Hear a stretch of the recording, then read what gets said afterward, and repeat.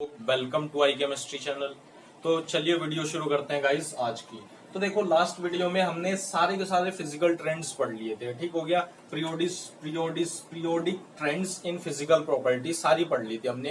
Periodic trends की physical properties सबसे पहले पढ़ी थी एटॉमिक रेडियस, फिर ionic radius, ionization enthalpy, electron gain enthalpy और इलेक्ट्रोनेगेटिविटी। तो अब टॉपिक स्टार्ट करते हैं। फिजिकल पीरियोडिक ट्रेंड्स क्या है, 11th क्लास का टॉपिक है। मतलब हमारा चल रहा है पीरियोडिसिटी, हमारा यूनिट चल रहा है और हमारा टॉपिक है पीरियोडिक ट्रेंड्स। बेटा जी ध्यान से समझना है, पीरियोडिक ट्रेंड्स इन केमिकल प्रॉपर्टीज पढ़ेंगे। अब हम क्या पढ़ेंगे, केमिकल प्रॉपर्टीज में पीरियोडिक ट्रेंड्स पढ़ने जा रहे हैं। इज इट क्लियर और नॉट बेटा? ठीक हो गया। तो देखो अगर मैं पीरियोडिक ट्रेंड्स में केमिकल प्रॉपर्टीज की बात करता हूं तो कई टाइप्स की केमिकल प्रॉपर्टीज होती हैं जो कि पीरियोडिक प्रॉपर्टीज में लगती हैं। जैसे सच एज कौन कौन सी हो सकती है बेटा? हमारी डायगोनल रिलेशनशिप हो गई, ठीक हो गया। डायगोनल रिलेशनशिप हो गई, डायगोनल रिलेशनशिप हो गई बेटा, क्लियर है बात। डायगोनल रिलेशनशिप हो गया, ओके जी। फिर क्या हो गया, इनर्ट पेयर इफेक्ट हो गया, ठीक हो गया जी। लेंथेनॉइड कॉन्ट्रैक्शन भी लगता है, ठीक हो गया। पीरियोडिक ट्रेंड्स में लेंथेनॉइड कॉन्ट्रैक्शन लगता है बेटा, ओके जी। फिर क्या लगता है, स्कैंडाइड कॉन्ट्रैक्शन भी लगता है। तो कई टाइप की केमिकल प्रॉपर्टीज हैं, ठीक हो गया। इनको हम वन बाय वन पढ़ेंगे इन फर्दर यूनिट्स। जैसे जैसे हम अगली यूनिट्स पढ़ते रहेंगे उनके साथ साथ हम इसको पढ़ते रहेंगे। बट फिलहाल जो हमें पढ़ना है, हम ओवरव्यू पढ़ रहे हैं बेटा, ठीक हो गया, केमिकल प्रॉपर्टीज की, ठीक हो गया, पीरियोडिक प्रॉपर्टीज की। तो अब देखो इसमें मैं पढ़ाने जा रहा हूं आपको पीरियोडिक प्रॉपर्टीज ऑफ वैलेंसी। क्या बेटा? पीरियोडिक ट्रेंड्स क्या हो गया, इसका सब टॉपिक हो गया पीरियोडिक ट्रेंड्स। फिलहाल हम पढ़ते हैं पीरियोडिक ट्रेंड्स इन वैलेंस, ओके बेटा जी। पीरियोडिक ट्रेंड्स इन वैलेंस और ऑक्सीडेशन, ठीक है जी, क्लियर है बात। तो क्या पढ़ रहे हैं, इसका सब टॉपिक हम पढ़ने जा रहे हैं पीरियोडिक ट्रेंड्स इन वैलेंस और ऑक्सीडेशन, ठीक है बेटा। तो देखो वैलेंस भी बहुत इंपॉर्टेंट प्रॉपर्टीज है किसी भी एलिमेंट्स की in case of in the form of electronic configuration के फॉर्म में, ठीक हो गया। तो बेसिकली वैलेंस क्या होता है, कोई भी कंपाउंड, कोई भी एलिमेंट है वो कितने बॉन्ड बना रहा होगा, ठीक हो गया, वो कहलाती है उसके वैलेंस इलेक्ट्रॉन्स। वैलेंस कहलाती है वो कितने बॉन्ड बना रहे हैं। जैसे कार्बन है भाई, कार्बन 4 बॉन्ड बनाता है, CH4 हमारा मॉलिक्यूल बनता है, तो इसकी वैलेंसी क्या हो गई बेटा, 4 हो गई, ठीक हो गया, ओके। इज इट क्लियर और नॉट? इतनी बात क्लियर है बेटा? तो वैलेंस हो गया, समझ गए कि बेसिकली रिलेटेड है the outer electronic configuration of the element से रिलेटेड है क्या, वैलेंस, ओके बेटा जी। अब देखो बट नाउ इट इज कि अगर मैं बात करता हूं वैलेंस को हटाकर, सॉरी वैलेंस भी देख लो, ठीक हो गया। वैलेंस को कैसे, तो मैंने आपको बताया ये क्या होता है बेटा, outer electronic configuration. Outer electronic configuration के ऊपर डिपेंड करता है आउटर इलेक्ट्रॉनिक कॉन्फ़िगरेशन, ठीक हो गया। या तो आउटर इलेक्ट्रॉनिक कॉन्फ़िगरेशन होगा या 8 minus outer electronic configuration, clear है बेटा। 8 minus outer electronic configuration, electronic configuration, clear है बात, ठीक हो गया। क्या कैसे निकाल लेंगे नंबर ऑफ वैलेंस, कैसे निकालेंगे? आउटर इलेक्ट्रॉनिक कॉन्फ़िगरेशन में जितने इलेक्ट्रॉन्स है बेटा, या 8 माइनस आउटर इलेक्ट्रॉनिक कॉन्फ़िगरेशन में। जैसे इसी की ही बात कर लेते हैं, CH4 का कार्बन का 6 होता है, तो 1s2 2s2 2p बेटा कितना 2 हो जाएगा भाई, 2 4 6। आउटर इलेक्ट्रॉनिक कॉन्फ़िगरेशन में कितने इलेक्ट्रॉन्स हो गए, 4 इलेक्ट्रॉन्स हो गए, ओके जी, खत्म हो गया जी। तो क्या हो गई, 4 वैलेंस हो गया, क्लियर है बात इतनी? तो देखो ये बात मैंने आपको बताया। बट नाउ इट इज, अगर मैं आज की बात करता हूं बेटा, आजकल वैलेंस टर्म को ना यूज करके ऑक्सीडेशन टर्म यूज हो रहा है। कौन सा बेटा, ऑक्सीडेशन टर्म को यूज किया जा रहा है, ठीक हो गया। अब देखो ऑक्सीडेशन टर्म क्या हो गया कि कोई भी एलिमेंट है कि वो कितने इलेक्ट्रॉन्स लेने की कैपेबिलिटी रखता है या कितने इलेक्ट्रॉन्स डोनेट करने की कैपेबिलिटी रखता है, ये कहलाता है ऑक्सीडेशन, क्लियर है बेटा बात। अब देखो इसी को ही अच्छे से समझने के लिए 2 एग्जांपल लेता हूं बेटा, मैं 2 कंपाउंड लेने जा रहा हूं, मैं ध्यान से समझना। इसको रब करता हूं पहले, 2 कंपाउंड मैं आपको कराने जा रहा हूं। देखो जी कौन कौन से कंपाउंड है, मैंने लिया बेटा OF2 क्लियर है, ऑक्सीजन का ही कंपाउंड लिया और Na2O लिया, ध्यान से समझना बेटा।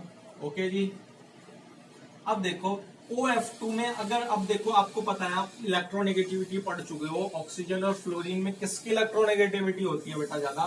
Fluorine is more electronegative, fluorine is more electronegative. अरे सही है बात, मोर इलेक्ट्रोनेगेटिव है, ठीक है जी।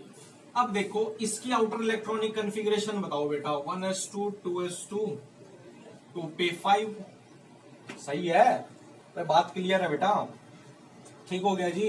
2p5 होगी, तो अब देखो इसका मतलब इसमें कितने वैलेंस इलेक्ट्रॉन, इसकी वैलेंस, इसका मतलब ये आउटर, ये नोबल गैस कन्फिग्रेशन को पूरा करने के लिए एक इलेक्ट्रॉन लेगा, भाई बात सही है, एक इलेक्ट्रॉन लेगा, नोबल गैस कन्फिग्रेशन बढ़ेगा। अब मैंने आपको बताया जो इलेक्ट्रॉन लेता है उस पर क्या चार्ज आता है? माइनस, तो इसका मतलब दोनों फ्लोरीन क्या करेंगे? एक एक इलेक्ट्रॉन ले लेंगे, इसका मतलब फ्लोरीन पर आ जाएगा -1 चार्ज। इज इट क्लियर और नॉट? इतनी बात क्लियर है। अब देखो ऑक्सीजन पे बात करता हूँ, ऑक्सीजन की ऑक्सीडेशन स्टेट कैसे निकालते हैं? ऑक्सीडेशन स्टेट ऑफ ऑक्सीजन, ध्यान से समझना बेटा, ऑक्सीजन। तो देखो अगर मैं ऑक्सीजन की बात करता हूं तो देखो ऑक्सीजन की इलेक्ट्रॉनिक कन्फिग्रेशन देखो, 1s2 2s2 2p4, बात क्लियर है बेटा? अरे सही है। तो देखो इसका मतलब क्या हो जाएगा बेटा, देखो ध्यान से देखो, तो अब देखो 2p4 है, सही है, तो इसका मतलब इसको 2 इलेक्ट्रॉन्स की नीड है। अरे समझ में आ रही है नहीं आ रही है बात?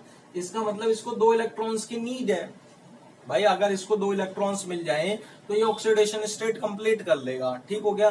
बट देखो जब फ्लोरीन ने एक एक फ्लोरीन, मतलब 2 फ्लोरीन ने एक एक इलेक्ट्रॉन्स लिया होगा, तो भाई जाहिर सी बात है ये इलेक्ट्रॉन्स देगा, 2 इलेक्ट्रॉन्स लूज कर देगा। अरे समझ में आ रही है नहीं आ रही है बात? तो क्या हो जाएगी OF2 में कितनी हो जाएगी ऑक्सीडेशन स्टेट? +2 आ जाएगी ऑक्सीजन की। नहीं समझ में आई बात? इज इट क्लियर और नॉट? इतनी बात क्लियर है बेटा ऑक्सीडेशन। अब देखो Na2O में आओ, Na2O की अगर मैं बात करता हूं बेटा, ध्यान से समझो। अब देखो ऑक्सीजन की वही outer electronic configuration 1s2 2s2 2p4, clear है बात? तो 2p4 इसकी आउटर इलेक्ट्रॉनिक कन्फिग्रेशन है। इसका मतलब भाई सोडियम और ऑक्सीजन में कौन इलेक्ट्रॉन डोनर है, मतलब किसकी इलेक्ट्रोनेगेटिविटी ज्यादा है? ऑक्सीजन की इस केस में, इसमें फ्लोरीन की थी, इसमें ऑक्सीजन की, तो ऑक्सीजन लेगा इलेक्ट्रॉन्स, और Na क्या है? सोडियम क्या है? मेटल, वो इलेक्ट्रॉन देता है क्योंकि मेटल है, तो ये इलेक्ट्रॉन लेगा, ये इलेक्ट्रॉन क्या करेगा? लेगा। अब ये 2 इलेक्ट्रॉन चाहिए इसको बेटा, 2p4 दिखाई दे रही है, मतलब एक इलेक्ट्रॉन सोडियम से ले ले, एक और सोडियम से ले ले, तो 2p6 हो जाएगी, ठीक हो गया। तो इलेक्ट्रॉन्स लिए, कितने इलेक्ट्रॉन्स लिए Na2 में? ऑक्सीजन ने 2 इलेक्ट्रॉन्स लिए, तो -2, ऑक्सीजन की ऑक्सीडेशन -2। अब देखो इसमें हर एक सोडियम की, ये कंपाउंड ऐसे बना होगा, क्लियर है बेटा, ये प्लस ये 2 माइनस, तो देखो हर एक सोडियम की ऑक्सीडेशन कितनी आ गई? +1, क्लियर है बात? इज इट क्लियर और नॉट? तो 2 एग्जांपल से आपको बात समझ में आई कि ऑक्सीडेशन के टर्म में कैसे लिख सकते हैं वैलेंस को, ठीक हो गया। अब देखो ध्यान से समझो, मैं कुछ एक टेबल ड्रॉ करने जा रहा हूं, उसको ध्यान से समझना है आपको। देखो ध्यान से देखो बेटा, टेबल को देखो ध्यान से, देखो जी। तो देखो बेटा ग्रुप फर्स्ट की बात कर रहा हूं मैं, यहां पर लिख रहा हूं ग्रुप्स, ओके जी। हम बात करेंगे केवल रिप्रेजेंटेटिव एलिमेंट्स की, ठीक है बेटा। ग्रुप फर्स्ट हो गया, ग्रुप सेकंड, ग्रुप 13, ठीक हो गया, पी ब्लॉक स्टार्ट होता है, ये क्या हो गया? ग्रुप 13, ठीक है बेटा। ग्रुप 14, 15, ओके, 16, सही है बेटा, 17, फिर 18। यहां पर क्या लिख रहा हूं मैं? नंबर ऑफ वैलेंस इलेक्ट्रॉन, ठीक हो गया, वैलेंस इलेक्ट्रॉन। और यहां पर क्या लिख रहा हूं? वैलेंस लिख रहा हूं, सही है बेटा। अब देखो नंबर ऑफ वैलेंस इलेक्ट्रॉन्स क्या होता है? जो बॉन्डिंग में पार्टिसिपेट करते हैं, वो इलेक्ट्रॉन्स जो बॉन्डिंग में पार्टिसिपेट करते हैं, इसका मतलब वैलेंस इलेक्ट्रॉन्स में होते हैं। इसका मतलब क्या हो गया? आउटर इलेक्ट्रॉनिक कन्फिग्रेशन में जो एग्जिस्ट करते हैं। देखो फर्स्ट ग्रुप में कितना वैलेंस इलेक्ट्रॉन? 1 हो गया, भाई समझ रहे हो बात? आउटर इलेक्ट्रॉनिक कन्फिग्रेशन क्या आती है? NS1 आती है। 2 में कितना हो गया? 2 हो गया जी, ठीक है बेटा। 13 में कितनी इलेक्ट्रॉनिक कन्फिग्रेशन आती है? भाई क्या होता है इसका? 2s2, क्या होता है? NS2, Np1 होता है बेटा, तो ये हो गया आउटर इलेक्ट्रॉनिक कन्फिग्रेशन, तो 3 होगी। 14 में क्या हो गया, वैलेंस इलेक्ट्रॉन 4 हो गए। 15 में 5 हो गए, ठीक हो गया। 16 में क्या हो गया बेटा, 6 हो गए। 17 में 7 हो गए। ग्रुप 18 में 8 वैलेंस इलेक्ट्रॉन्स होता है। इज इट क्लियर और नॉट? इतनी बात क्लियर हो। अगर वैलेंस की बात मैं करता हूं तो वैलेंस का मैंने आपको बताया कि number of outer electronic configuration या 8 minus number of outer electronic configuration. अब देखो भाई, फर्स्ट में फर्स्ट ही रहेंगे, सही है बेटा बात, और सेकंड में सेकंड दो ही रहेंगे बैलेंस, ठीक हो गया। 13 में 3 रहेंगे, 14 में 4 रहेंगे, बट 15 में क्या हो जाएंगे बेटा, 3 भी हो सकते हैं और 5 भी हो सकते हैं। और इसमें कितने होंगे बेटा, 6 होंगे, 2 हो सकते हैं, ठीक हो गया। 2, 6 हो सकते हैं। अब देखो भाई, 6 तो समझ गए कैसे आया, क्योंकि आउटर इलेक्ट्रॉनिक कन्फिगर। 3 कैसे आया, क्योंकि 8 माइनस आउटर इलेक्ट्रॉनिक कन्फिगर। भाई 5 8 में से जब मैं 5 घटाऊंगा तो 3 आएगा, नहीं आएगा। इसमें क्या हो गया, 8 माइनस 6 इक्वल्स टू 2 आएगा, नहीं आएगा, ठीक हो गया। इसमें क्या होता है बेटा, 1, 7 1 समझ गए, 8 माइनस 1। और इसमें क्या होता है बेटा, 0 होता है, ठीक हो गया, 0 या 8। इतनी बात क्लियर है। तो ये क्या हो गया, नंबर ऑफ वैलेंस इलेक्ट्रॉन्स क्या होता है जो बॉन्डिंग में पार्टिसिपेट करते हैं, और वैलेंस क्या होते हैं मैंने आपको बताया, आउटर इलेक्ट्रॉनिक कन्फिग्रेशन, और नॉन मेटल के केस में 8 माइनस आउटर इलेक्ट्रॉनिक कन्फिग्रेशन, ठीक हो गया। अब देखो बात करते हैं बेटा, ग्रुप मैंने लिखे हैं, मैं यहाँ पर लिख रहा हूँ इनके हाइड्राइड्स, ध्यान से समझना बेटा, हाइड्राइड्स लिख रहा हूँ और ऑक्साइड्स लिख रहा हूँ, ये भी बहुत इंपॉर्टेंट है। तब आपको पता लग पाएगा कि कौन से ऑक्साइड क्या बनाते हैं और कौन से हाइड्राइड क्या बनाते हैं। क्लियर है बेटा बात? ओके जी। अब देखो, अगर मैं ग्रुप फर्स्ट की बात करता हूँ हाइड्राइड्स के केस में, किसके केस में बेटा, हाइड्राइड्स के केस में क्या होगा, ग्रुप फर्स्ट में देखो सोडियम पोटेशियम, ये ना की होता है ना, रब रुबिडियम, ठीक हो गया। तो हाइड्राइड क्या बनेगा, sodium hydride, potassium hydride, rubidium hydride. Clear है बात? अब देखो ऑक्साइड की अगर मैं बात करता हूं तो Na सोडियम रुबिडियम क्या बनाएगा, Na2O K2O Rb2O। इतनी बात, ये बात समझ में आ रही है, क्योंकि ऑक्सीजन कितने माइनस, भाई -2 थी इसकी ऑक्सीडेशन, तो -2 कब होगा, जब 2 सोडियम आएंगे, जब 2 पोटेशियम आएंगे, तभी तो वो लेगा ना, समझ रहे हो बात?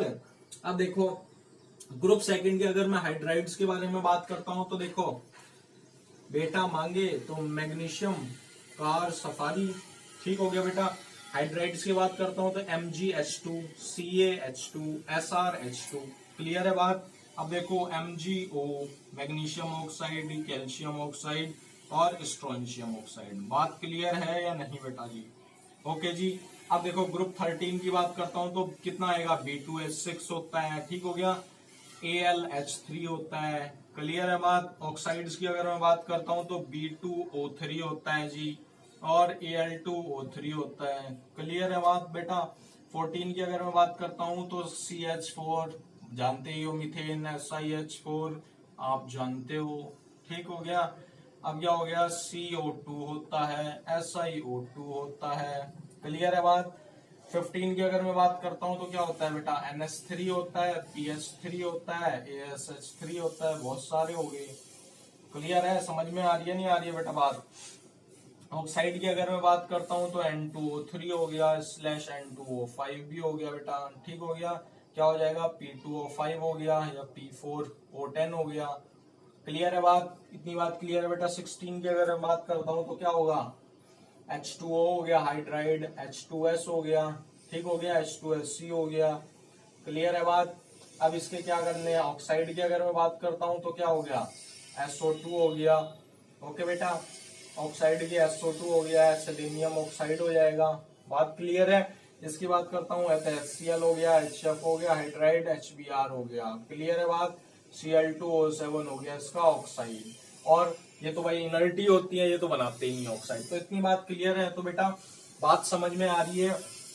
अब देखो इसमें 2 क्यों आया, क्योंकि बेटा मैग्नीशियम कितना 2+ होती है वैलेंसी, भाई 2 वैलेंस इलेक्ट्रॉन होते हैं तो ये 2 लिया, ठीक हो गया।